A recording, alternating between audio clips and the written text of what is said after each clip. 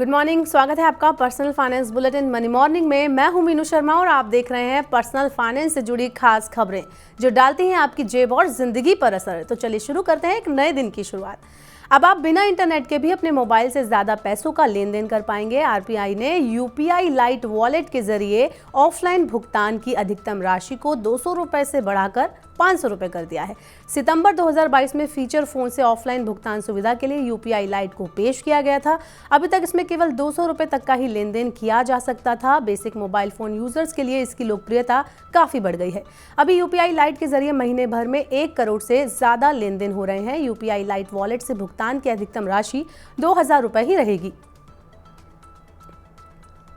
Return भरते ही मिल जाएगा अब आपको रिफंड। आयकर विभाग इस तरह की व्यवस्था पर काम कर रहा है जिसमें आयकर रिटर्न दाखिल करने के बाद रिटर्न की प्रोसेसिंग और रिफंड में लगने वाला समय कम हो जाएगा।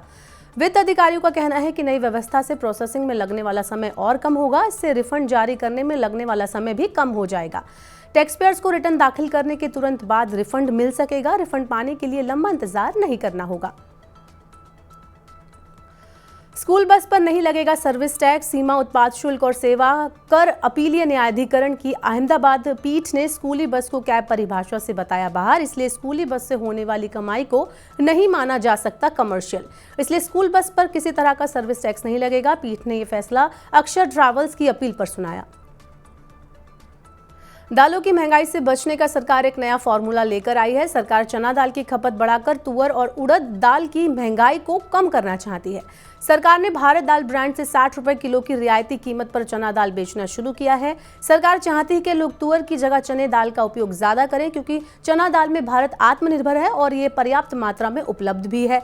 भारत में आमतौर पर तुअर दाल का इस्तेमाल सबसे ज्यादा होता है। मौसम में गड़बड़ी की वजह से तुअर और उड़द उत्पादन में गिरावट की आशंका की वजह से इसकी कीमतें लगातार ऊंची बनी हुई हैं। देश के लोग अब रिटायरमेंट के बाद बेहतर जीवन जीने के लिए बचत करने पर अब ध्यान देने लगे हैं। मैक्स लाइफ इंश्योरेंस के सर्वे के मुताबिक लोगों ने अपनी हेल्थ को महत्व देना शुरू कर दिया है। वे स्वास्थ्य बीमा और समय समय पर जांच का सहारा ले रहे हैं। सर्वे के अनुसार 44% लोगों के पास स्वास्थ्य बीमा है। सर्वे में पाया गया है कि 90% लोगों को लगता है कि उन्होंने जल्दी बचत शुरू नहीं की। 40% ने कहा है इनकी बचत योजना रिटायरमेंट के बाद 10 साल तक ही चलेगी। देश में 40% लोग ऐसे हैं जिन्होंने रिटायरमेंट के बाद जीवन यापन के लिए अभी तक निवेश शुरू नहीं किया है।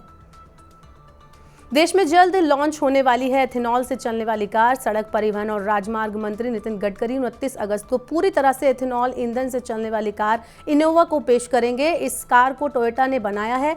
ये कार दुनिया की पहली BS6 इलेक्ट्रिक फ्लैक्स ईंधन आधारित वाहन है। गडकरी ने पिछले साल हाइड्रोजन से चलने वाली कार टोयोटा मिराई EV को पेश किया था। खाद्य कीमतों में बढ़ोतरी का सिलसिला जारी रहा तो बढ़ सकता है खतरा। आरबीआई गवर्नर शक्तिकांत दास ने कहा कि खाद्य पदार्थों की कीमतों में बढ़ोतरी जारी रही तो महंगाई पर काबू पाने के रास्ते में जोखिम बढ़ जाएंगे। ऐसे झटकों में कमी लाने के लिए आपूर्ति सुधारने के लिए समयबद्ध प्रयासों की जरूरत है। खाद्य कीमतों में बार बार हो रही बढ़ोतरी का झटका मुद्रास्फीति को स्थिर करने के लिए जोखिम पैदा कर सकता है। खाद्य कीमतों में बढ़ोतरी का दौर सितंबर 2022 से ही चल रहा है। दिल्ली में अगले महीने होगा लंबा वीकेंड। 7 से 10 सितंबर तक केंद्रीय और राज्य कर्मचारियों की रहेगी छुट्टी। 7 सितंबर को जन्माष्टमी के उपलक्ष्य में अवकाश होगा। इसके बाद 8 से 10 सितंबर को G20 शिखर सम्मेलन की वजह से सभी सरकारी ऑफिस, स्कूल, कॉलेज और मार्केट रहेंगे बंद। शिखर सम्मेलन में कई राष्ट्रों और सरकारों के प्रमुख और अंतर्राष्ट्रीय संगठनों के प्रमुख भाग लेंगे। दिल्ली में 8 से 10 सितंबर तक सभी निजी और नगर सरकार के ऑफिस भी बंद रहेंगे।